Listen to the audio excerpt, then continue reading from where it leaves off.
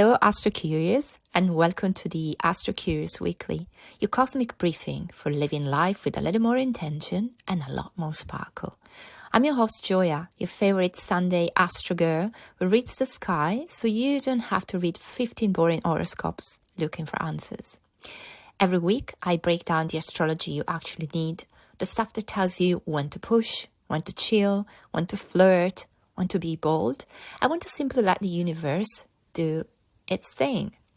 Grab your Google Calendar or your planner, your emotional support beverage, because we're diving into the week ahead. And let's start with Monday, the 24th. So on Monday, the most significant aspect is the moon being in Capricorn. Now, the moon is really important, especially on Monday, because Monday is Moon Day, the day of the moon. So it always makes sense to check where the moon is that day. And the moon on Monday is in Capricorn. So less is more. It's definitely the motto of the day. This moon really inspires you to be frugal, but creative. So it's not just about renouncing things, but it's about thinking out of the box and being creative with what you already have. So this is not a day for splurging, absolutely not, but it's definitely a day to pamper yourself by what's already available to you. So you can do self-care with what is already in your bathroom counter. You can self-massage yourself, or if you have a partner, you can take turns doing the massage. You can also be very creative with food, so do not order takeout, but instead check what's in your pantry already, be creative with that. Maybe you can input what you have in your fridge in ChatGPT and whip up some new recipe. But above all, it's about being grateful for what you have without thinking that you need money to be happy and fulfilled. You probably have a lot already, and it's just a matter of getting a little bit more creative with what's available for you at zero cost. So unless you have necessary payment going out today, in which case, of course, honor them, this is the right day to avoid all extra spending and just make the most of what's already in your possession. And believe me, your bank account will thank me later. And now let's move to Tuesday, the 25th. Tuesday comes with a very specific kind of electricity, the kind of energy that you feel more than you see. It's because Mercury and Venus are meeting in Scorpio. And this is a recipe for intensity, attraction, and conversation that linger after they're over. This is not small talk energy. This is more like I hear what you're saying, but I also hear everything underneath it kind of energy. So when it comes to communication, choose your words wisely so that they have charm, precision, and also a hint of seduction. What you may notice today is that conversations get deeper, fast. Your emotional intuition is much stronger than usual. You can feel chemistry with people, either in like new acquaintances, new meetings, but also people that you've known in a while. So be mindful of that. And also a natural pull towards privacy and subtlety. It's a very good time to watch your words, listen more than speak. And you might find yourself revealing less, and this will definitely give you an advantage. Also, if there's any ambitious project in your mind, do not reveal it too soon. Maybe you can drop hints or test the water a little bit, but do not really share it all. It's too soon. In any way, Tuesday is going to be a great day for conversations that are meaningful and matter. all kind of creative work, especially if it's also for you an outlet to express your feeling and your passion and any kind of romantic tension. There is a kind of seductive undertone or vibe to the whole day, an intimate energy that will translate very well in the bedroom. So use it in the best possible way.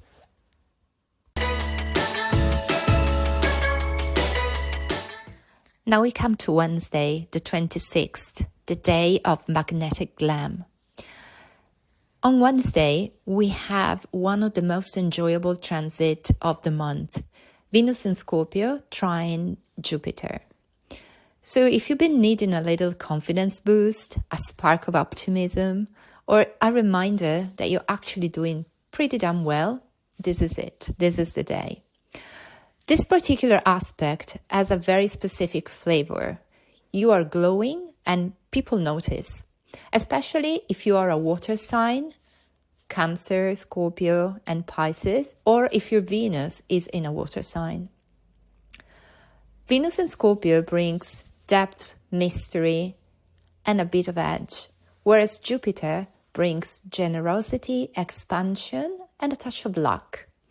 Together, they create a day that's perfect for treating yourself, investing in beauty or self-care, revamping your look, and refreshing your style. This is also a transit that loves pleasure. So if you want to spend a little money on yourself, go for it. Just don't overdo it. If you want to try a new scent, book a treatment or a massage, add a statement piece to your wardrobe, or shift your aesthetic a little bit, maybe add in a little touch of drama, the stars are approving. And yes, it's also an excellent day for date nights. So whether you're meeting somebody new or reconnecting with someone familiar, you will notice that the atmosphere gets warm, open, flirty, and flattering. And you come across as confident and intriguing without even trying. So Venus trine Jupiter is generous and magnetic, and this is definitely your invitation to glam it up. And now we're coming into Thursday, the 27th, the grown-up glow. Today Venus takes the spotlight again, but this time she's teaming up with Saturn, and the mood shifts in a really satisfying way. If yesterday with Jupiter it was all charm and sparkle, today is charm with structure. Venus trine Saturn is the definition of I want what feels good and I want it to last. This is commitment energy, so it's perfect for people in stable relationship or anyone wanting to move from fun to intentional.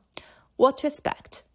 Clarity about what and who you value, honest conversations that actually build something, a desire for emotional maturity, reliability feels attractive, and realistic optimism about your long-term goals.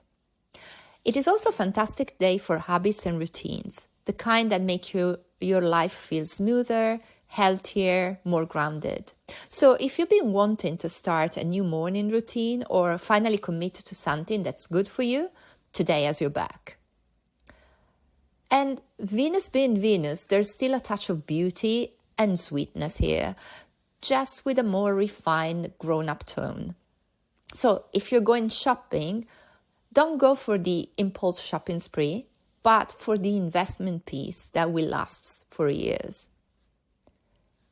And if you are in a relationship, this is an excellent day for deepening intimacy, talking about your plans, solving something together, or simply enjoying each other in a calm, intentional way.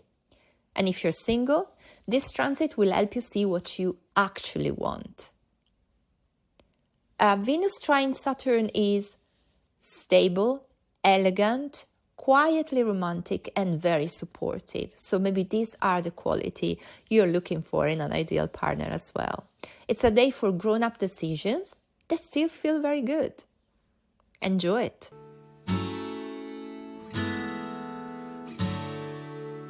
This Friday brings a very welcome and big news. Timing makes sense again. So it's Friday the 28th. Today, Saturn finally turns direct. It has been retrograde since July. So if things have felt slow, foggy, delayed, or like life has been stuck, especially if you're a Capricorn or Pisces, this is why. And this today is the day the wheel starts turning again. When Saturn goes back to being direct, you will feel a sense of timing, structure, and direction working again. Deadlines stop feeling impossible. Your efforts start to show actual results instead of vanishing into the void. There is a positive momentum on your plans. So you might regain that feeling of, oh, okay, I can work with this now. So again, if you're a Capricorn or a Pisces, you'll feel this the most. It could be clarity around your goals, renewed sense of discipline, simply the return of your ability to function as a grown-up adult again. This is your moment. But no matter your sign, what you can expect from today and from now on is smoother progress on your goals, fewer delays, stronger boundaries, a better focus so you know what you want, and also a clearer sense of what next actually looks like, which is very good as we are approaching the end of the year. So this is a great time for you to set your goals for 2026. This is also a great day to revisit something that you set aside earlier this year. So maybe there was a project you had started working in the first half of the year, and then when Saturn went retrograde in July, something felt too heavy or too complicated, and that project, plan or commitment might now suddenly feel doable again. So it could be the good time for you to retrieve it back and put it again into your schedule. It's not a sprint yet, but you can feel you're definitely moving forward a little bit with more ease and with the confidence that the universe is finally working with you and not against you. So Saturn direct brings order back into the chaos, and slow and steady wins the race again.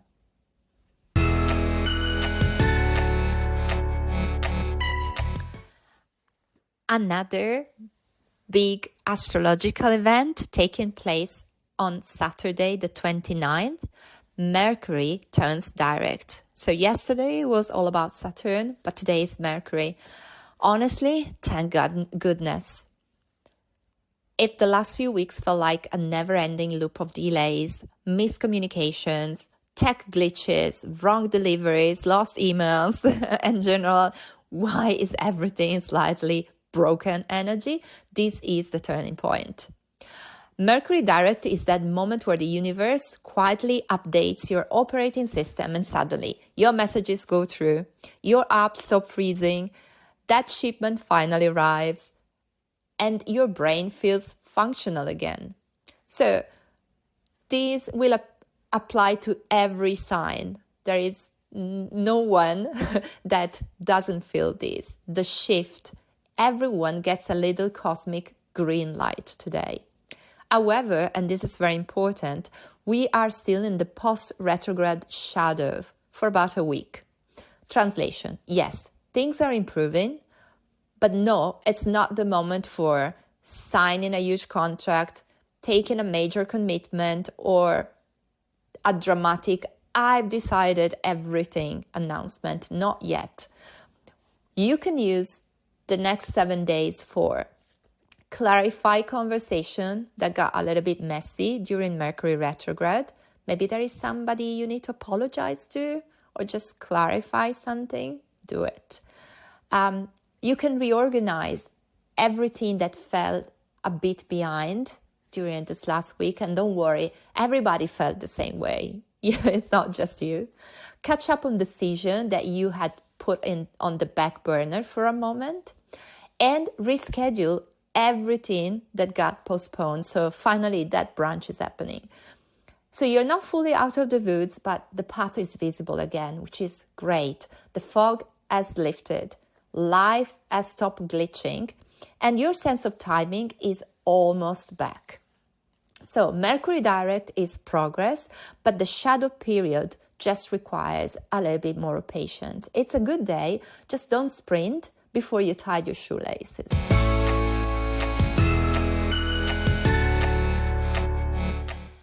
And we arrive now to Sunday, the 30th, Venus' last dance in Scorpio.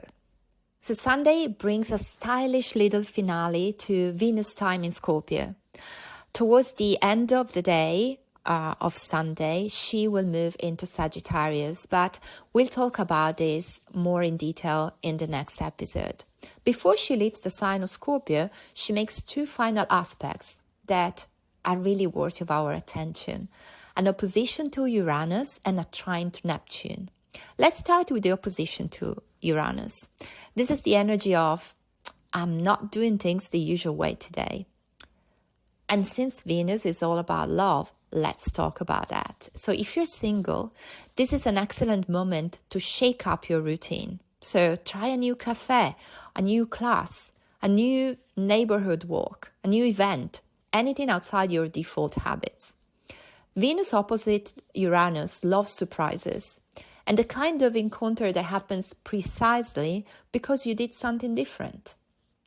And if you are in a relationship, the same rule applies, that this transit is asking you to break the pattern a bit, just enough to bring some freshness back. So try a spontaneous outing, a new activity, or simply a different way of spending time together.